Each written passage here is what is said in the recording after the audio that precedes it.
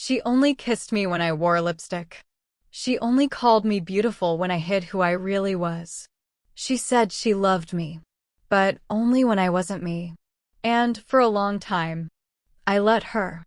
I met her at a college open mic night. She read poetry about falling in love with dangerous women, with red nails and crooked smiles, and I knew I was already in trouble.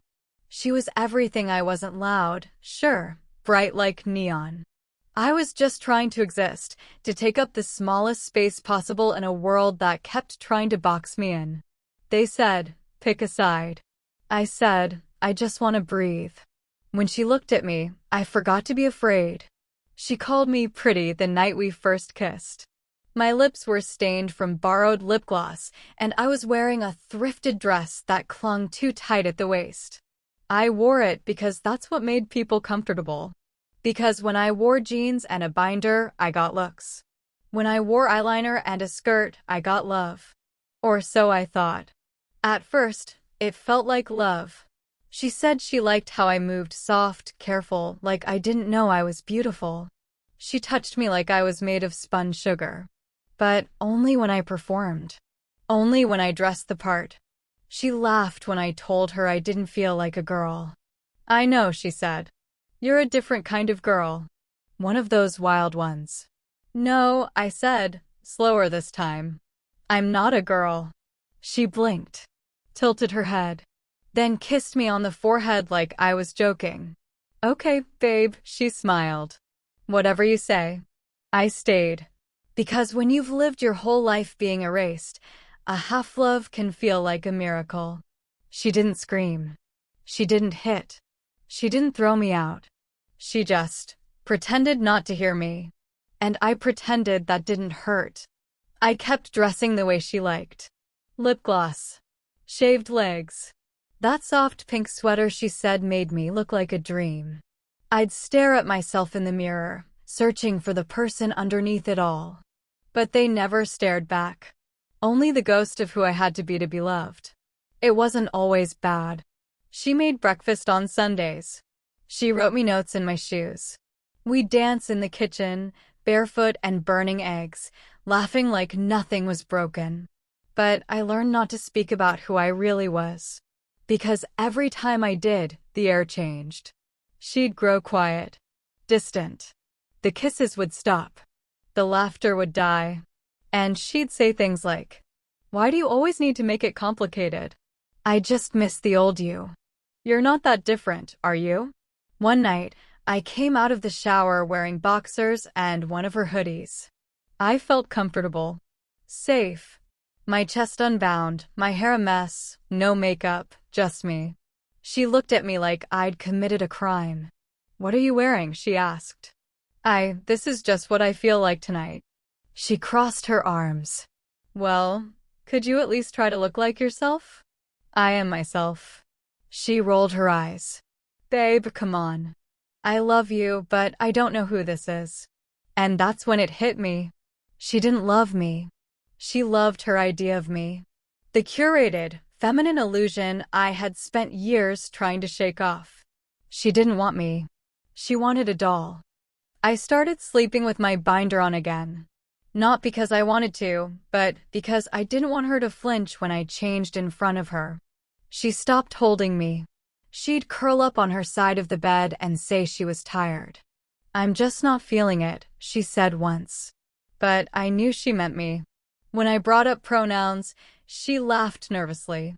"You're doing that now?" She told her friends I was experimenting. She told mine I was just going through something.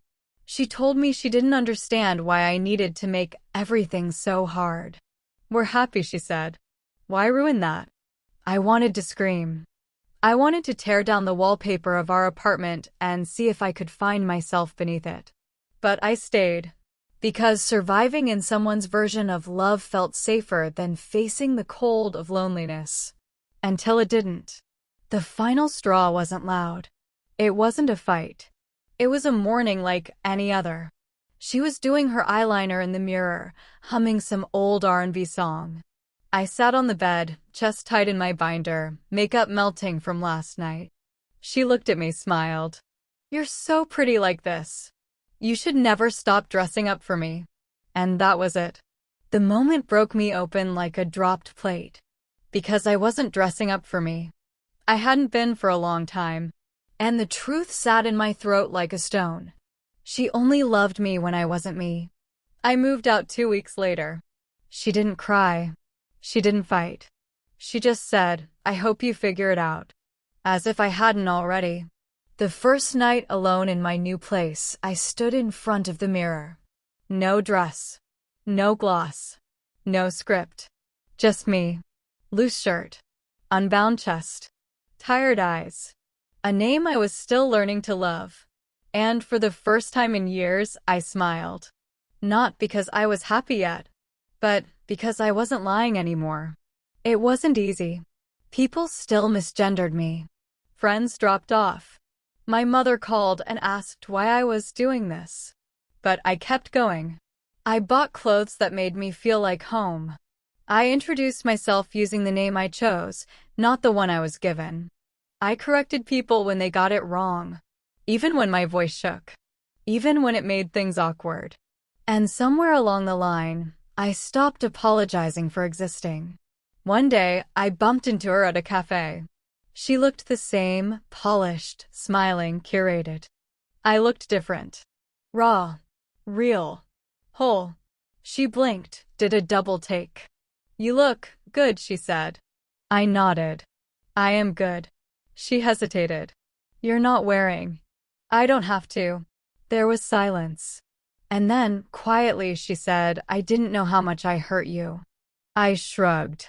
"I didn't either. Until I stopped letting you." We didn't hug. We didn't cry. We just looked at each other across a bridge that no longer needed crossing. She walked away. And I walked forward. If you're listening to this, wondering if they love you or who you pretend to be, let me tell you, conditional love isn't love. It's control, painted in compliments. It's applause that dies the second you step off stage. Real love doesn't ask you to shrink. It expands to hold you. You are not too complicated. You are not confused. You are not doing too much. You are becoming. And that is always worth it.